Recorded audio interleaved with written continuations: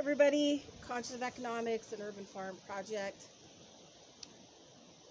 Oh, just thought I would do like another video today. Kind of show you the progress. Anyway, I got 3 nice dirt mounds. You can see the little dirt mounds. Boop. Got 3 of them. And that's where I'm going to do cantaloupes and watermelons and squash, zucchini. But I've got to dig out, make some mounds and make some trenches around those mounds. So I have an astronomical amount of work ahead of me. But one day at a time. So I was thinking a lot about kind of like what's going on in Washington State. Looks like gas pumps are going empty, and they're adding another 0 to the front of the purchase price, which tells us that, it's going to go over $10. So, be prepared. And tell people all the time, I kind of chose a life that's a little bit different. Went back to school at age 38 and learned, permaculture stuff and soil making and being on farms and attending Rudolf Steiner College and for biodynamic. And I already had a big education before that. And then, I went on to finish up some of my herbal medicine credentials and wild crafting and, all kinds of different stuff. Oh, here comes the star of the show.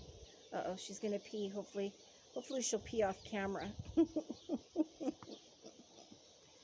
So, the thing is like, so this is what's going to happen. If you don't have food or you starve, remember, most of the stuff you're stockpiling away, if you are stockpiling food, has 0 nutritional value. It was grown that way. And really, the only thing that really has nutritional value is living plants. And really, the fault of all this is going to be your fault. When this all comes down, because people who chose a life that was unsustainable and forgot how to grow food, or forgot how to make soil, or forgot how to plant things or get things to grow. So first, it's going to be your fault that you're not going to have food, and you'll become more and more nutrient depleted because you're not eating fresh food. And then the second fault is going to be your state legislative council, that they didn't put agriculture first in your state. Not only agriculture, but we're going to go for a walk. Not only agriculture, but sustainable, diversified, organic agriculture. And I don't think there's anything more important in the world than eating food that you grow right from the stem. And there's a lot of reasons why you should grow it from right out of the ground.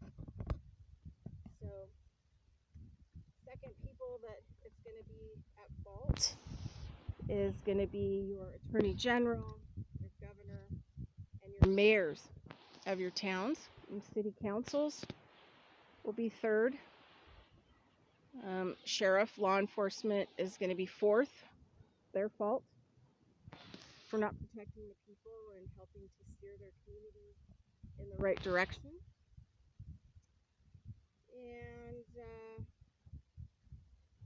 then, it's going to be the fault of your federal legislature. And then all of the people who are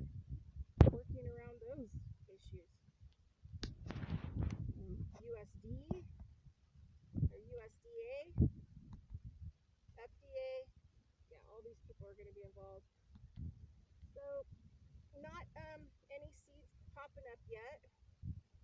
I did plant a few more potatoes that I had left in here because it gets watered, so it's easy to water. I got a couple more molds. This is what I finished today. I had to dig it out, and actually I had to use a lot of water because it was so hard. But I got it out. I got one little heirloom yellow tomato the other day, and then two little strawberry plants. Whoop, hold on. Little strawberry.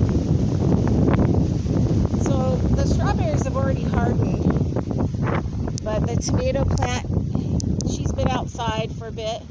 So I've got about 15 tomato plants that I'm sprouting right now from seed that will actually go in this bed.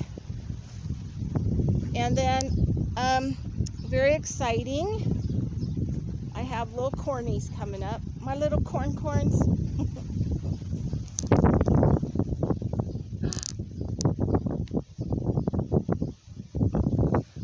So my little corns are starting to get on the move. You know, potatoes and corn have kind of got to be the first things out the gate in your garden. Otherwise, they're not going to be ready by the time that, this is another garden bed I showed you, has all kinds of different seeds in it. Put a couple marigolds in there.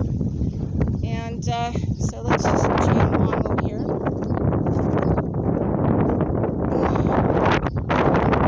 Tomatoes are going to take quite a bit of time too because it's a short season here in northern Nevada, Sierra Nevadas. So I hope you can hear this, probably like windstorm. Here's another little bed that I planted some flowers and stuff in. Nothing's coming up yet. Still working on getting this garden bed finished. I need some fencing. But I did plant snap peas along the edge of this fence, and I planted my garlic. And then also I've got like a couple marigolds back there. I didn't have, any marigold seeds. Over here and here, I had to dig all this out because water just runs off the house and right off. But I've got a whole bunch of little flowers coming up in here. Planted some wildflowers and stuff like that, so they're starting to bloom up. And I also planted a whole bunch of mullein.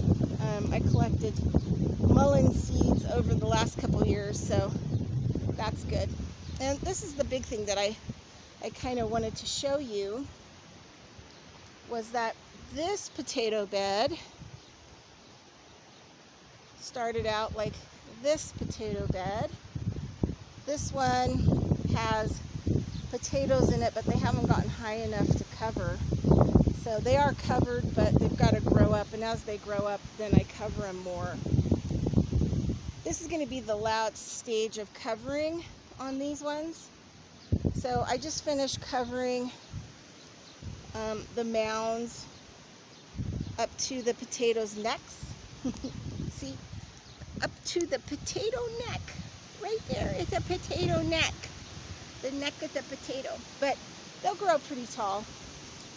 But now they have these nice trenches that they can propagate their potatoes. I got a little onion in here in this bed. And then lastly, this is a secondary corn bed. And nothing is coming up yet. So anyway, just growing, making space ahead of schedule for, the stuff I'm seeding, so it has a place to go. So now I'm just going to start working on, getting the mounds, start getting the mounds ready. And I've also got to get another area